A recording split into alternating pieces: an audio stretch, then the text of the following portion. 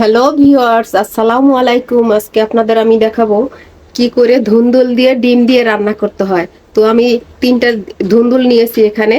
তো ধুন্দুল তো আপনারা সবাই চেনেন। এটা হচ্ছে বাংলার একটা তরকারি। চারটা ডিম নিয়েছি আমি। তো এখন এই ডিমগুলোকে আমি ভেজে নেব প্রথমে। আপনারা সব ধরনের খাবার খেয়ে থাকেন, কিন্তু ধুন্দুল দিয়ে খেয়েছেন কিনা কখনো ডিম, এটা আমি জানি না। তো আপনাদের আমি সেভাবেই দেখাচ্ছি কি করে রান্না করতে হয় ধুন্দুল দিয়ে। তো আমি তেলটাকে আগে আগে গরম করে নিয়েছি। এর মধ্যে হালকা একটু, একদম হালকা একটু হলুদ দেব। হলুদ দিয়ে এই যে ডিমগুলো আমি একটু কেচে নিয়েছি, তাহলে কিন্তু ভালো হয়। দেখুন, প্রত্যেকটা ডিমে আমি কেচে নিয়েছি।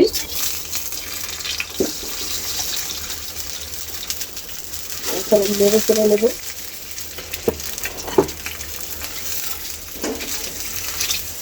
নেড়ে চেড়ে নিয়ে আমি ভেজে নেব এই ডিমটাকে।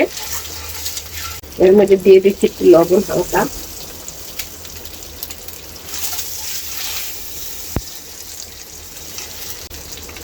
তো দেখুন, আমার ডিমটা ভাজা হয়ে গিয়েছে। এরকম করে ডিম ভাজলে কিন্তু কালারটা সুন্দর আসে, একদম হলুদ। এবং আমি কিন্তু একটু এই ডিমগুলোকে একটু কেচে কেচে নিলে কি হয়, এই ডিমের ভিতরে যে মশলাগুলো, এই মশলাগুলো কিন্তু ভিতরে ঢুকে যায় এবং খাওয়ার সময় খুবই খুবই মজা লাগে।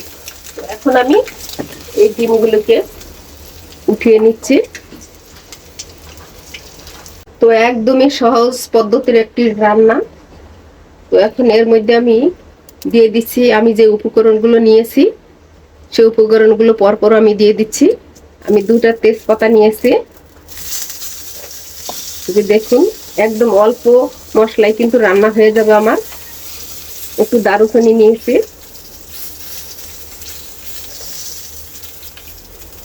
এবার আমি এগুলো একটু নেড়ে চেড়ে নিচ্ছি।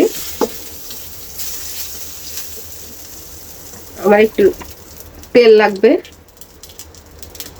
আমি মাঝে মাঝে সরিষা তেল দিয়েও রান্না করি, আবার সয়াবিন তেল দিয়েও রান্না করি। যখন যেটা থাকে তখন সেটা দিয়ে রান্না করি, এতে সমস্যা নেই। তো এর মধ্যে আমি দিয়ে দিচ্ছি পেঁয়াজ কুচি। এই পেঁয়াজ কুচি কিন্তু আমি বাটা মশলা একদমই দেব না। এটাকে আমি একটু ভেজে নেব, পেঁয়াজটাকে আপনারা ভেজে নেবেন, তাহলে কিন্তু ঘ্রাণটা ভালো আসে।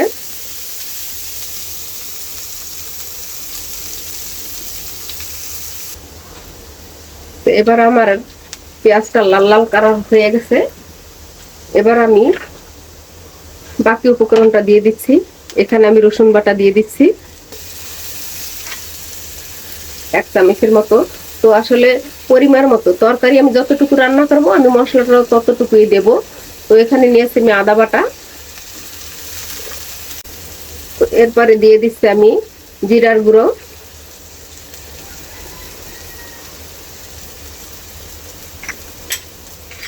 এরপরে আমি এটাকে একটু ভাজা ভাজা করে নিচ্ছি, অর্থাৎ মশলাটাকে একটু নোনাস করে নেব। হালকা একটু পানি দিতে হয়, আপনার নাহলে মশলাটা কিন্তু পুড়ে যাবে। এই জন্য একটু পানি দিয়েছি, আপনারা এরকম দিয়ে নেবেন। যারা নতুন রাঁধুনি, এভাবে রান্না করার চেষ্টা করবেন আপনারা। দিয়ে দিচ্ছি হলুদের গুঁড়ো।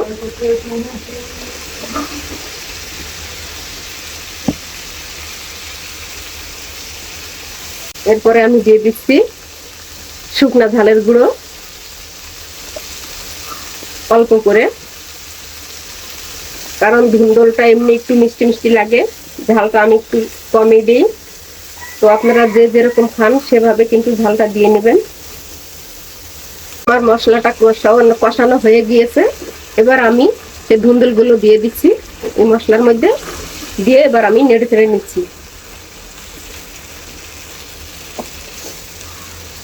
এবার আমি এটাকে সিদ্ধ হওয়ার জন্য একটু ঢেকে দিচ্ছি 5 মিনিটের মতো।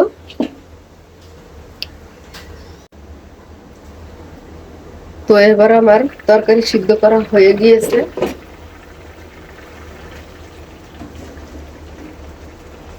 এবার আমি এর মধ্যে সেই ডিমগুলো দিয়ে দেব।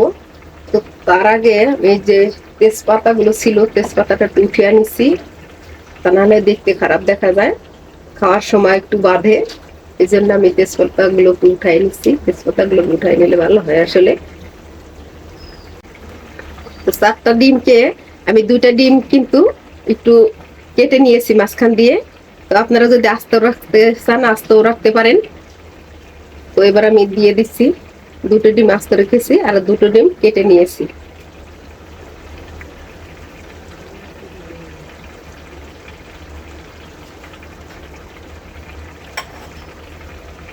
এটাকে বেশি নাড়াচাড়া করা যাবে না, হালকা হালকা একটু ঝোল উঠিয়ে দিতে হবে যাতে ডিমটা না ভেঙে যায়। তো আমি আরো 2 মিনিট এটাকে একটু জ্বালাবো।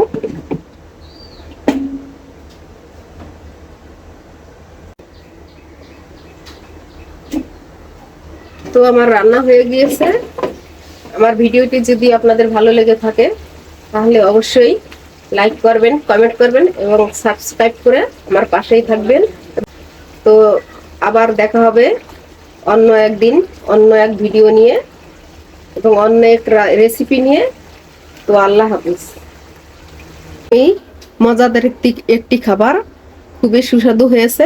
আপনারা এরকম ট্রাই করে দেখবেন, একদম সহজ একটি পদ্ধতির রান্না। তো এইভাবে আপনারা রান্না করবেন। সবাইকে ধন্যবাদ। আল্লাহ হাফিজ।